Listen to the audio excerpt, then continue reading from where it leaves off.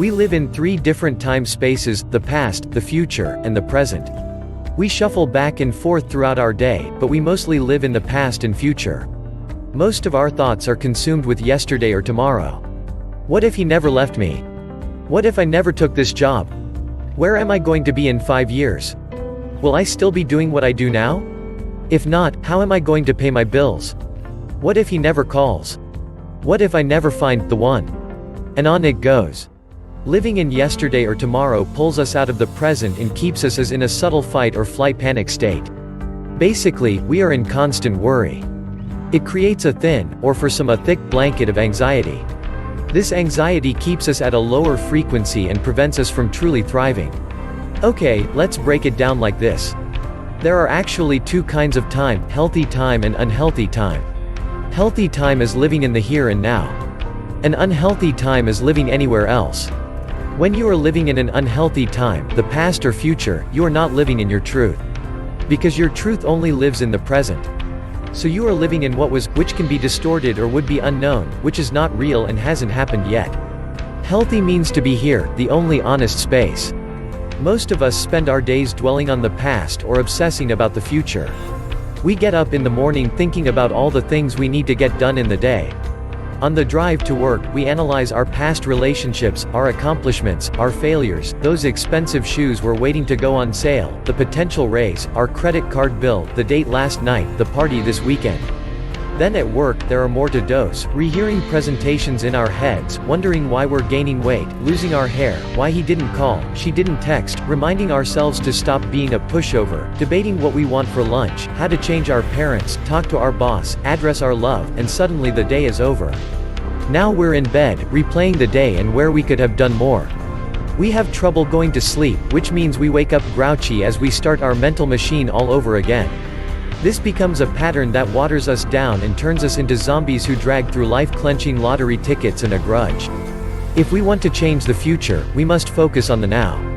That's where our power is. Everything else is an illusion. As soon as you honor the present moment, all unhappiness and struggle dissolve, and life begins to flow with joy and ease. When you act out the present moment awareness, whatever you do becomes imbued with a sense of quality, care, and love, even the most simple action. Eckhart Tolle. Yesterday. First, let's talk about the past. This includes everything that has happened up until this very moment, 5 minutes ago or 5 years ago, it doesn't matter. Whatever is stored in your memory, it's okay to remember. Not living in the past doesn't mean that we forget about the past. A lot has happened that may have left imprints in your heart and brain. No one enters adulthood unscarred or without trauma. Shit has happened that you had no control over, unexpected events transpired that were unfair to you, and these events made you angry, afraid, regretful, and wired you a certain way. This wiring created unhealthy thought and behavior patterns that affect you today. They are the foundation on which you built your pseudo-self, false approval-seeking version of you. Tomorrow. The future, unknown, is scary. I've struggled with this my entire life. I don't know about you, but I want an amazing life, one with meaning and purpose and financial security. And not knowing if that's ever going to happen is terrifying. Or if you have that now, if your life, maybe you're worried it's going to go away someday. And then what will you do? Yes, I can tell you that I do feel purpose and meaning these days, but I can also tell you I want to live by coastal, have a Korean barbecue in my backyard, and a collection of motorcycles. If I didn't, I'd be lying. I could also tell you you have the power to create your own destiny and that you can make anything happen, but that would just be me being my pseudo-self, because that's what I believe a good life coach therapist is supposed to say and what you want to hear. The truth is, tragedies happen, people die of cancer, addiction, get hit by cars, shot at. Well, you know. You live on Earth. There are legitimate things to worry about. We have to learn to stay positive and empowered and at peace with ourselves, and that's not easy. But we can live a certain way that facilitates good stuff to happen, where we attract good things, healthy people. Yes, there will be tragic events and shitty days, but we don't have to be crushed by them. Instead, we can see them differently. They can become opportunities for learning and growth that make us wiser and stronger. So it's not about making things happen. It's about being in a state where we get out of our own way and allow our gifts to shine. That's when we get unstuck.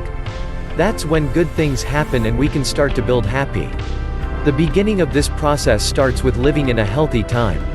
The power for creating a better future is contained in the present moment. You create a good future by creating a good present. Eckhart Tolle. Today.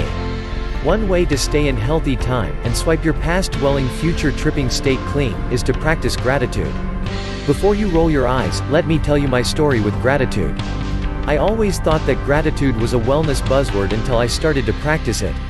That's what separates the eye rollers, and used to be one of them, from the believers. What does it mean to practice gratitude?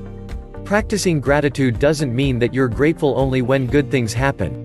That's easy and non-effective. By that definition, most of us practice gratitude at least 3 times a year: Thanksgiving, Christmas, and our birthdays. But let's look at that. Really? Take those 3 days when most of us are honestly grateful. What does that really feel like? How stressed are you on Christmas? And I'm not talking about the stress of the holiday. I'm talking about when things have settled and you're sipping eggnog and opening presents with the people you love. How angry are you when you're saying everything you're truly thankful for during Thanksgiving? How sad are you on your birthday when your friends take you out to dinner, sing to you, and give you presents? What if we can channel those positive feelings daily? You can. Gratitude unlocks the fullness of life. It turns what we have into enough, and more. It turns denial into acceptance, chaos to order, confusion to clarity. It can turn a meal into a feast, a house into a home, a stranger into a friend. If you truly allow yourself to feel grateful for what you have, how far you've come, and what could be possible, you will start to let go of what was and become less afraid of what will be. It instantly snaps you into the present. And as long as you are there, you are not worried or in a state of panic. Instead, you are living in color. Staying here is a daily practice. Our default is to jump into our time machines. So we have to make a conscious effort to notice when we are not here and come back. Over and over again, until it becomes less difficult. Until it becomes the norm. Until we only live in one time, healthy time.